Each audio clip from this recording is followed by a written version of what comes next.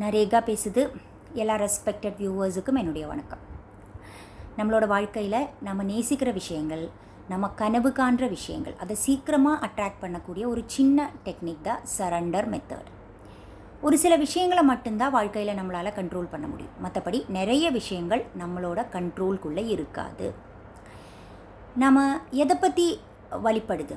பாஸ்டில் நடந்த ஏதாவது ஒரு விஷயம் நம்மளோட மிஸ்டேக்காக கூட இருக்கலாம். இருந்தாலும் அது பாஸ்டில் முடிஞ்சு போயிருக்கு. அந்த விஷயத்தை நாம் திருப்பி நம்மளோட நினைவில் கொண்டு வந்து நாம் அதை பற்றி வழிபட்டுட்டே இருக்கு. இல்லை ஃப்யூச்சரில் எதுவாக இருக்கட்டும், குழந்தைங்க நல்லா படிக்குமா, வேலை கிடைக்குமா, கடன் பிரச்சனைகள் சரியாகுமா, ஹெல்த்து சரியாகுமா, ரிலேஷன்ஷிப் நல்லா வருமா, இந்த மாதிரி நிறைய யோசனைகள் ஃப்யூச்சரை பற்றி, மற்ற ஆளுங்களை பற்றி, மற்ற சிச்சுவேஷன்ஸை பற்றி, எங்கேயோ நடக்கிற நிறைய விஷயங்கள், நம்ம டிவியில் பார்க்குற விஷயங்கள், நியூஸ், இல்லை ஏதாச்சும் நம்மளோட சுற்றி இருக்கிற நிறைய விஷயங்கள், வாரை பற்றி நம்ம ரொம்ப வழிபடுது.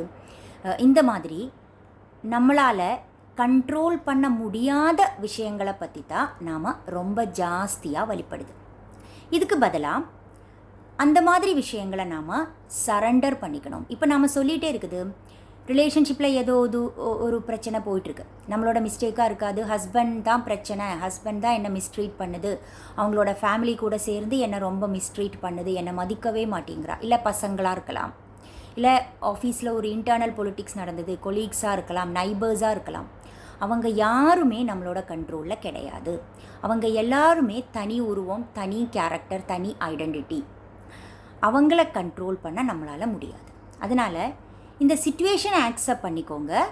அதுக்கப்புறம் எனக்கு ஏன் இந்த பிரச்சனை, நான் மட்டும் ஏன் இந்த சோதனையில் போகணும் அப்படிங்கிற ஒரு நினைவுக்கு பதிலாக ஒரு புது தாட்டை எடுத்துகிட்டு வாங்க. அதாவது, நான் எப்படி இதிலேருந்து வெளியில் வரலாம், நான் எப்படி இந்த ஒரு சிச்சுவேஷனை ஹேண்டில் பண்ணிக்கலாம், என்னால் என்ன பண்ண முடியும், இந்த மாதிரி ஒரு யோசனைக்கு வாங்க. இது உங்களுக்கு கொஞ்சம் நிம்மதியை கொடுக்கும். உங்களோட யதார்த்தமாக உங்களோட மிஸ்டேக்காக இல்லைன்னா இருந்தாலும் பரவாயில்ல, இந்த சிச்சுவேஷன் நடக்குது, அதை அவேர் ஆகிக்கோங்க, அதை அக்செப்ட் பண்ணிக்கோங்க. கண்டிப்பாக நீங்கள் கூட சண்டை போடுதுன்னு வச்சுக்கோங்களேன், அப்போவும் உங்களுக்கு இதுலேருந்து வெளியில் வரணும் அப்படிங்கிற ஒரு யோசனை இருந்தால், நீங்கள் அப்படி ஒரு தவிக்கிறதா இருந்தால், எனக்கு ஏன் இவ்வளவோ கோபம் வருது, நான் ரொம்ப டாக்ஸிக்கான ஒரு பேரண்டாக இருக்குது, நான் பசங்களை ரொம்ப அடிக்குது, ரொம்ப சண்டை போடுது, அந்த மாதிரி இருந்தால் கூட நீங்கள் முதல்ல அதை அவேர் ஆகிக்கோங்க. இந்த தாட்டை பற்றி அவேர் ஆகிறது தான் ஃபர்ஸ்ட் ஸ்டெப். இது எனக்கு தேவையில்லாத ஒரு தாட், இல்லைன்னா எனக்கு இந்த மாதிரி இருக்கக்கூடாது, என்னோடய வாழ்க்கை, எனக்கு பெட்டர்மெண்ட் வேணும், எனக்கு ஒரு ஹாப்பியான ஒரு லைஃப் வேணும் அப்படிங்கிற ஒரு அவேர்னஸுக்கு முதல்ல வாங்க. அதோடு சேர்த்து நாம் இப்போ இருக்கிற இந்த சிச்சுவேஷனை ஆக்செப்ட் பண்ணிக்கோங்க. நாம் இருக்கிற வாழ்க்கையை, அது வேலையாக இருக்கட்டும், ரிலேஷன்ஷிப்பாக இருக்கட்டும், பசங்களாக இருக்கட்டும், மற்றபடி எதுவாக இருக்கட்டும், நாம் இருக்கிற வீடு, இடம், ஊர், எதுவாக இருக்கட்டும், அதை அக்செப்ட் பண்ணாமல், அதோட சமரசப்படாமல் நம்மளால் புது வாழ்க்கைக்கு கண்டிப்பாக போக முடியாது. அதனால் இந்த நினைவை அவேர் ஆகிக்கோங்க, அதை அக்செப்ட் பண்ணிக்கோங்க. இப்போ ஒரு மழையை பற்றி ஒரு வெதர் ப்ரெடிக்ஷன் போயிட்டே இருக்குது. ரொம்ப மழை வரப்போகுது, ரொம்ப ஜாஸ்தியாக வரப்போகுது, ரொம்ப இனிமேல் ஒரு 3-4 டேஸ் ரொம்ப ஹார்டாக இருக்கும். அந்த மாதிரி ஒரு வெதர் ப்ரெடிக்ஷன் வரும்போது நாம் இருக்கிற இடம் சேஃபாக இருந்தால் பரவாயில்ல, சேஃப் இல்லைன்னா நாம் என்ன பண்ணிக்கணும், அந்த மழையை பற்றி, அந்த வெதர் ப்ரெடிக்ஷனை பற்றி ரொம்ப கவனம் கொடுக்காம அதுக்கு பதிலாக நம்ம சேஃபான ஒரு இடத்துக்கு மாறணும். அதுதான் நம்மளால் பண்ண முடியும்.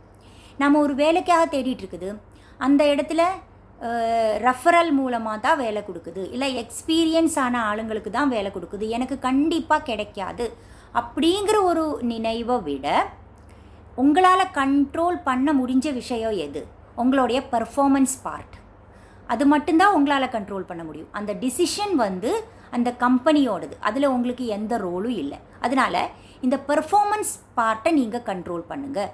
ரொம்ப டிசிப்ளினாக இருங்க, ரொம்ப உங்களால் முடிஞ்ச அளவுக்கு அந்த பர்ஃபார்மன்ஸ் கொடுங்க. நல்லா படித்து எக்ஸாம் எழுதுங்க. இந்த பர்ஃபார்மன்ஸ் உங்களோட கையில் இருக்குது, அதில் நீங்கள் நல்லா பண்ணுங்கள். மற்றபடி அந்த டிசிஷன் இல்லை அந்த ரிசல்ட்டுங்கிறது உங்களோட கையில் கிடையாது, அதை விட்டுடுங்க. அதை கண்டிப்பாக கடவுளே என்னால் பண்ண முடிஞ்ச அளவுக்கு நான் பண்ணியிருக்கு, மற்றபடி கடவுளுக்கு அதை சரண்டர் பண்ணுங்கள். இந்த நேச்சருக்கு சரண்டர் பண்ணுங்கள். வெதர் இஷ்யூஸ் போகும்போதும் அப்படி தான், அந்த மழையை வெயிலையெல்லாம் நம்மளால் கண்ட்ரோல் பண்ண முடியாது. அதனால் கண்ட்ரோல் பண்ண முடிஞ்ச விஷயம் நம்மளுடைய பாதுகாப்பு, நம்மளுடைய சேஃப்டி, செக்யூரிட்டி, மற்றபடி வேலைக்கு வரும்போது போகும்போது தண்ணி பிரச்சனைகள் இருந்தால் நாம் என்ன பண்ணிக்கலாம், இந்த மாதிரி யோசனையில் உங்களோட கவனத்தை கொண்டு வாங்க. இது நம்மளுக்கு இன்னொரு பெனிஃபிட் கூட கொடுக்குது. நம்மளுடைய ஸ்ட்ரெஸ் கம்மி பண்ணுது, ஆன்சைட்டி கம்மி பண்ணுது, இந்த மாதிரி ஹெல்த் பெனிஃபிட்ஸ் இருக்குது. அது மட்டும் இல்லாமல் நம்மளுக்கு என்ன தேவை என்ன தேவையில்லை அப்படிங்கிற நம்மளால் என்ன பண்ண முடியும் அந்த விஷயத்தில் நம்மளுக்கு ஜாஸ்தியாக கவனத்தை கொடுக்க முடியும். அது நம்மளோட ப்ரொடக்டிவிட்டியை இன்க்ரீஸ் பண்ணும். இப்போது குழந்தைங்க இல்லை ஏதோ ஒரு ரிலேஷன்ஷிப்பில் பிரச்சனை போகுதா இருந்தால் அவங்களுடைய கேரக்டரை சேஞ்ச் பண்ண நம்மளால் முடியாது. இதை நாம் அவேர் பண்ணிக்கோங்க. அதுக்கப்புறம் நம்மளுடைய ரெஸ்பான்ஸை சேஞ்ச் பண்ணிக்கணும். நாம் எப்படி ரெஸ்பாண்ட் பண்ணுது, இது வரைக்கும் அவங்க நம்மளை ஏதாவது சொல்லும்போது நாம் திருப்பி நிறைய சொல்லிகிட்டு இருந்தால் இனிமேல் அதை ஸ்டாப் பண்ணுங்கள். ஏன்னா இந்த பாசிட்டிவ் சைக்காலஜி, இந்த லா ஆஃப் அட்ராக்ஷன், இது எல்லாமே சொல்லுது நம்மளோட நினைவுகளோட ப்ராடக்ட் தான் நம்மளுக்கு சுற்றி இருக்கிற எல்லாமே. நம்மளோட வாழ்க்கை, நம்மக்கிட்ட இருக்கிற மனிதங்கள், நம்மளோட வேலை, நம்மளோட பணம் எல்லாமே நம்மளோட நினைவுகளோட பை ப்ராடக்ட்னு சொல்லுது.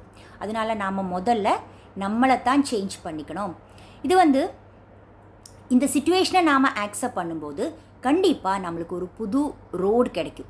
எந்த மாதிரி நாம் போகணும், நான் ஏன் இந்த சோதனையில் போகணும், எனக்கு மட்டும் ஏன் இந்த சோதனை அப்படிங்கிற நாம் நினச்சிட்டே இருக்கும்போது நாம் அந்த டர்மோயில் இருக்குது, அந்த சுழியில் இருக்குது, நம்மளால் வெளியில் வர முடியாது.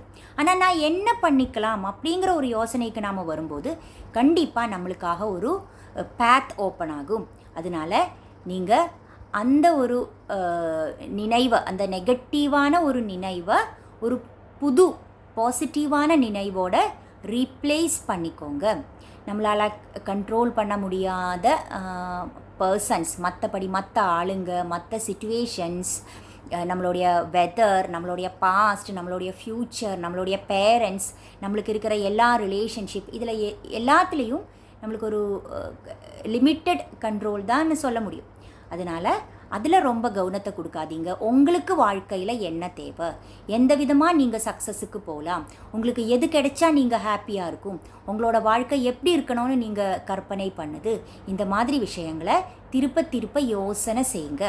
இந்த சூழ்நிலையை பற்றி ரொம்ப யோசிக்காமல் டெலிபரேட்டாக, மனப்பூர்வமாக எல்லா நாளும் தூங்கிறதுக்கு முன்னாடி ஒரு 5 நிமிஷம் உட்காந்துட்டு நீங்கள் நினைக்கிற வாழ்க்கையை கற்பனை செய்யுங்க, அதை கனவுக்கு கொண்டு வாங்க. அதுதான் உங்களோட வாழ்க்கையில் நிஜமாக போகுது. கண்டிப்பாக ஒரு நாள் அது நிஜத்துக்கு வரப்போகுது. அது உங்களுடைய ரியாலிட்டியாக போகுது, யதார்த்தமாக போகுது. அதுக்கான ஒரு சின்ன ஸ்டெப்பை இன்றைக்கி ஸ்டார்ட் பண்ணிக்கோங்க. கண்ட்ரோல் பண்ண முடிஞ்ச விஷயத்தில் ஃபோக்கஸ், கவனம் ரொம்ப ஜாஸ்தியாக கொடுங்க.